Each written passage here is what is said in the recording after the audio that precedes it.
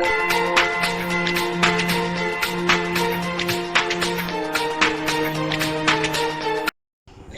Topic जो होगा वो एक्सरसाइज 1.2 से हमारा है chapter number first. Question number first देखें, इसमें वो क्या कह रहा है कि right transpose of the following matrices. जैसा कि आप जानते हैं कि ट्रांसपोज क्या होता है। ट्रांसपोज ये होता है the mutual interchanging of row and column, ठीक है ना। मतलब रो को हम क्या करते हैं, कॉलम में चेंज करते हैं। किस तरह करेंगे उसको, सोल्यूशन में आप लिख देंगे हमारे पास जो गिवन है पी मैट्रिसेस, जिसमें हमारे पास रो है 1 2 और दूसरा हमारे पास 3 1 है, ठीक है ना। आप ट्रांसपोज ऊपर लिख देंगे P T is equal to, इसके ऊपर भी आपने टी लिखना है 1 2 और 3 1। इसका ट्रांसपोज हम लेंगे, इसका रो क्या है 1 2, इसको हम चेंज कर लेंगे कॉलम में 1 और 2 यहाँ आ जाएगा। इस तरह हमारे पास दूसरा रो क्या है 3 और 1। जब इसको ट्रांसपोज करेंगे इस रो को कॉलम में तो हमारे पास क्या आएगा 3 1। ये इसका आंसर होगा, ठीक है ना। अच्छा, सेकंड पार्ट बी बिल्कुल सेम टू सेम है। थर्ड आप देखें, उसमें हमारे पे एक मैट्रिक्स गिवन है आर, जिसमें एक ही एलिमेंट है। इससे क्या होगा, यानी ये हमारे पास इसकी ऑर्डर क्या है 1/1, यानी रो भी हमारे पास 1 है और कॉलम भी 1 है। इसका जो हम ट्रांसपोज लेंगे तो वो हमारे पास वैसे के वैसे ही आ जाएगा। जो गिवन है, जो पेरेंट हमारे पास मैट्रिक्स है वही आ जाएगा, क्योंकि हमारे पास इसका तो एक ही एलिमेंट है रो। तो आर टी जब हम लेंगे तो आर टी इक्वल टू 6 हमारे पास आ जाएगा, इसमें कोई चेंज नहीं आएगा। अच्छा, फोर्थ पार्ट इसका देखें आप। गिवन क्या है हमारे पास एस मैट्रिसेस है, इसमें हमारे पास 3 रो है -5 1 -2 1 4 एंड 4। इसको जब इसके कॉलम को जब हम रो को जब चेंज करेंगे कॉलम में क्या आएगा हमारे पास एस ट्रांसपोज। अब क्या आएगा -1 -5 को यहाँ लिख लेंगे और 1 हमारे पास यहाँ आ जाएगा, यानी रो कॉलम में चेंज हो जाता है। फिर -2 लिख देंगे यहाँ पे और 1 यहाँ पे आ जाएगा। इस तरह से 4 जो है यहाँ पे आ जाएगा और ये 4 यहाँ पे रहेगा। तो इस तरह से हमारे पास क्या है, इसका ट्रांसपोज आ जाता है। अच्छा, नेक्स्ट क्वेश्चन देखिए, क्वेश्चन नंबर 2। उसमें लोग क्या कह रहा है कि which of the following matrices are transpose of each other. तो उन्होंने मैट्रिक्स दिए हुए हैं, हमने सिर्फ इसमें देखना है कि इसका ट्रांसपोज कौन से वाला है। अगर आप मैट्रिक्स ए ले लें तो ये ले लें, आपने ले लिया A1 A2 और दूसरा रो हमारे पास आता है B1 B2। इसका अगर हम ट्रांसपोज लेते हैं तो ये आ जाएगा हमारे पास A1 B1 A2 और B2 जो इक्वल टू है मैट्रिक्स B के जो ऑलरेडी गिवन है। तो इस तरह से ए का ट्रांसपोज हमारे पास किसके बराबर आ जाता है, इक्वल टू B, ठीक है। इसका नेक्स्ट पार्ट भी ऐसा ही है। उसमें क्या है हमारे पास मैट्रिक्स C और D। अगर हम C का ट्रांसपोज लेते हैं तो वो इज इक्वल टू हमारे पास D का आ जाएगा। कैसे, यानी जैसे अगर आप इसको देख लें C का ट्रांसपोज अगर आप ले लें इसको तो वो इज इक्वल टू D आ जाएगा। अच्छा, नेक्स्ट हमारे पास कौन सा है, क्वेश्चन नंबर 3। रिसर्च हमारे पास कौन सी है 1.2। Which of the following matrices are symmetric. इन जो हमारे पास गिवन मैट्रिसेस है इसमें सिमेट्रिक कौन सा है। आपको बताया भी गया है कि सिमेट्रिक क्या होता है कि अगर हम किसी का ट्रांसपोज ले लें, इस तरह हमने एक का ट्रांसपोज ले लिया और वो नॉट इक्वल टू जो पेरेंट मैट्रिक्स होता है या जो गिवन उसके बराबर अगर वो आ जाता है तो वो सिमेट्रिक है, और अगर वो नहीं आता तो फिर वो सिमेट्रिक नहीं है। अगर देखें हमारे पास ए जो मैट्रिक्स है क्या है 5 -7 -1 और 5। इसका हम ट्रांसपोज लेंगे तो हमारे पास क्या आ जाएगा, जब इसके रो को हम चेंज करेंगे कॉलम के साथ तो वो 5 और -1 आ जाएगा और -1 और 5 आ जाएगा। अगर उसको देखें तो ये हमारे पास अब ए के बराबर नहीं आ रहा, जो गिवन मैट्रिक्स है जो पेरेंट मैट्रिक्स है उसके बराबर नहीं आ रहा, तो ये मैट्रिक्स ए जो है ये सिमेट्रिक नहीं है। इस तरह अगर आप सेकंड पार्ट देखें बी का देखें, जिस हमारे पास गिवन क्या है, इसके एलिमेंट है -1 2 2 और 3, ठीक है। इसके जब हम ट्रांसपोज करेंगे तो -1 यहाँ आ जाएगा और 2 यहाँ आ जाएगा, इंटरचेंज करके इस तरह से 2 और 3। इसको अगर आप वो से देखें तो ये इक्वल टू बी आ जाता है, जो कि हमारे पास पेरेंट मैट्रिक्स है, गिवन मैट्रिक्स है, ठीक है ना। तो इम्प्लाइज दैट बी का ट्रांसपोज हमारे पास फिर बी आ रहा है। तो इस तरह के मैट्रिक्स को हम क्या कहते हैं, सिमेट्रिक। बिस्मिल्लाहिर्रहमानिर्रहीम। एक्सरसाइज 1.2 में हमारे पास प्रीवियस लेक्चर में हमारे पास 1.2 में फर्स्ट 3 क्वेश्चन हो गए थे। आज हम क्वेश्चन नंबर 4 स्टार्ट करेंगे। क्वेश्चन नंबर 4 में हमारे पास हैं which of the following matrices are skew symmetric. Symmetric और स्क्यू सिमेट्रिक हम लोगों ने पढ़ा है। सिमेट्रिक का मतलब क्या है, स्क्यू सिमेट्रिक का मतलब क्या है, ये आप पहले से पढ़ चुके हैं। फिर भी बता देता हूँ, किसी चीज़ का किसी मैट्रिक्स का हम लोग ट्रांसपोज लेते हैं और वो हमारे पास उसी मैट्रिक्स के दोबारा जो है बराबर आ जाता है तो उसको हम कहते हैं सिमेट्रिक। जैसे मेरे पास है ए एक मैट्रिक्स है और ए का मैं ट्रांसपोज लेता हूँ, ये दोबारा मेरे पास ए के बराबर आ जाए तो इसको हम कहते हैं सिमेट्रिक मैट्रिक्स। दूसरा जो हमारे पास है, अगर ए का हम लोग ट्रांसपोज ले लो और ये माइनस ए के बराबर आ जाए तो ये हमारे पास होता है स्क्यू सिमेट्रिक। ये ऑलरेडी हम प्रीवियस लेक्चर्स में पढ़ चुके हैं।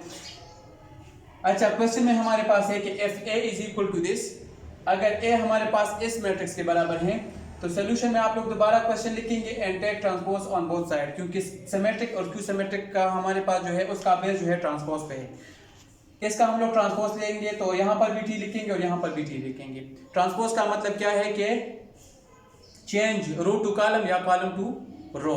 रो को हम लोग या कॉलम में चेंज करेंगे या कॉलम को रो में चेंज करेंगे तो वो हमारे पास ट्रांसपोज कहलाते हैं।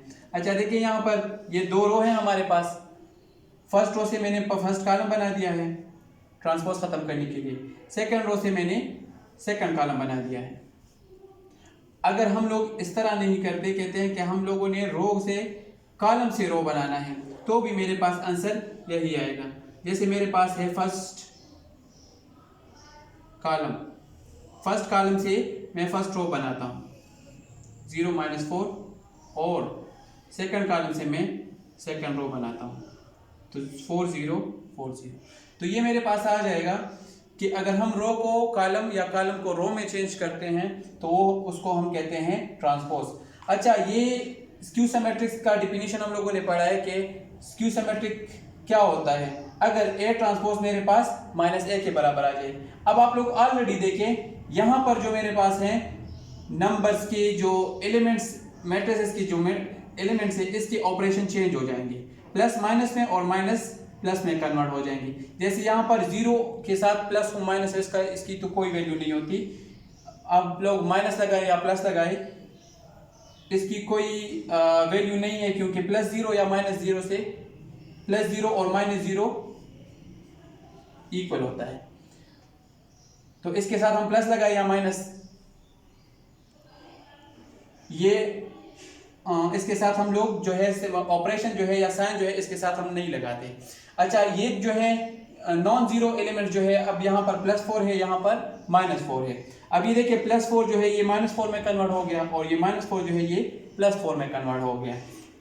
तो देखें, यहाँ से अगर मैं माइनस कॉमन ले लेता हूँ, यहाँ से मैं माइनस कॉमन लूंगा तो ये माइनस बाहर आ जाएगा, फिर ये दोबारा प्लस बन जाएगा और ये +4 है तो ये माइनस बन जाएगा। अब ये माइनस में लिखूंगा और ये हमारे पास क्या है, वही a 0 4 -4 और 0 0 4 -4 और 0। तो माइनस अपनी जगह पे आ जाएगा और इसकी जगह पे आप लोग ये a का मैट्रिक्स है तो a पुट करेंगे तो a ट्रांसपोज मेरे पास -a के बराबर आता है। तो which hence a transpose equal to -a which is skew symmetric matrix, और ये हमारे पास क्यू का सिमेट्रिक है। अगर हमारे पास ये -a नहीं आता तो फिर हम इसको क्यू सिमेट्रिक नहीं कहते। ये तब हमारे पास क्यू सिमेट्रिक होगा जब a ट्रांसपोज हमारे पास -a के बराबर आएगा। क्वेश्चन नंबर 3 भी मैंने किया है, 2 बिल्कुल सेम इसी तरह है। आप लोग प्रैक्टिस करें, उस पर घर में करें, होमवर्क है वो आप लोगों का। तो वो इस क्वेश्चन में और उस क्वेश्चन में सिर्फ नंबर्स का फर्क है कि यहाँ पर सिर्फ नंबर चेंज है। अब देखिए क्वेश्चन नंबर 3 में, और वो भी मेरे पास क्यू सिमेट्रिक है। अब C हमारे पास क्वेश्चन नंबर 3 में C इज इक्वल टू 0 7 7 0, ये मेरे पास मैट्रिक्स है। वही take transpose on both side, जिस तरह प्रीवियस क्वेश्चन में किया था उसी तरह ट्रांसपोज यहाँ पर भी ले ले और ट्रांसपोज यहाँ पर भी ले ले। यहाँ पर मैंने ट्रांसपोज ले लिया तो फर्स्ट रो से मेरे पास फर्स्ट कॉलम बन गया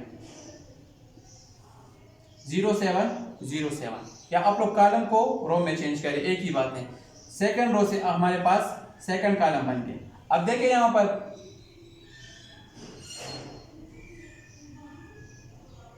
ये मेरे पास C transpose is equal to 0 7 7 और 0 के बराबर है। इसका ट्रांसपोज आप लेंगे तो फर्स्ट रो से फर्स्ट कॉलम और सेकंड रो से सेकंड कॉलम। तो ये मेरे पास C ट्रांसपोज वापस C के बराबर आ रहे हैं। कोई नंबर इसमें चेंज नहीं हो रहा, मतलब माइनस प्लस में और प्लस माइनस में कन्वर्ट नहीं हो रहा, तो ये मेरे पास सी ट्रांसपोज सी के बराबर आ गया। और ये हम लोग ऑलरेडी पढ़ चुके हैं, अगर सी ट्रांसपोज हमारे पास सी के बराबर आ जाए या किसी मैट्रिक्स का ट्रांसपोज ले ले और इससे दोबारा वो मैट्रिक्स आ जाए तो वो हमारे पास बराबर होता है सिमेट्रिक मैट्रिक्स के, स्क्यू सिमेट्रिक के नहीं है, which is not skew symmetric. तो ये हमारे पास स्क्यू सिमेट्रिक नहीं है क्योंकि सी ट्रांसपोज हमारे पास माइनस की सी के बराबर नहीं आ रहा। क्वेश्चन नंबर 4 जो है ये हमारे पास 4 पार्ट है। इसमें हमारे पास है d is equal to this, ये एक मैट्रिक्स है। सोल्यूशन में हमारे पास मैंने क्वेश्चन दोबारा लिख लिया है, take transpose on both side, उसी तरह हम दोनों साइड पे ट्रांसपोज देंगे, t यहां पर भी लिख लिया, t यहां पर भी लिख लिया। अब हम लोग इसको ट्रांसपोज हम लोग जब लेते हैं तो रो को कॉलम में चेंज करते हैं, 0 3 2, तो ये बन जाएगा फर्स्ट रो से फर्स्ट कॉलम। दूसरा हमारे पास जो है वो रो है -3 0 1, तो ये मेरे पास बन गया -0 -3 0 1, सेकंड रो से second column, and third row से हमारे पास बन जाएगा थर्ड कॉलम। अब देखिए यहां पर मेरे पास नंबर जो थे +3 +2 +1, एंड यहां पर -3 -2 एंड -1, सारे नंबर्स जो है उसके ऑपरेशन चेंज हो गए। जितने भी हमारे पास एडिशन के थे वो सब्ट्रैक्शन में चेंज हो गए, सब्ट्रैक्शन की एडिशन में। ये देखिए -3 -2 और -1, ये +3 +2 एंड +1, ये प्लस माइनस में और माइनस प्लस में कन्वर्ट हो गए।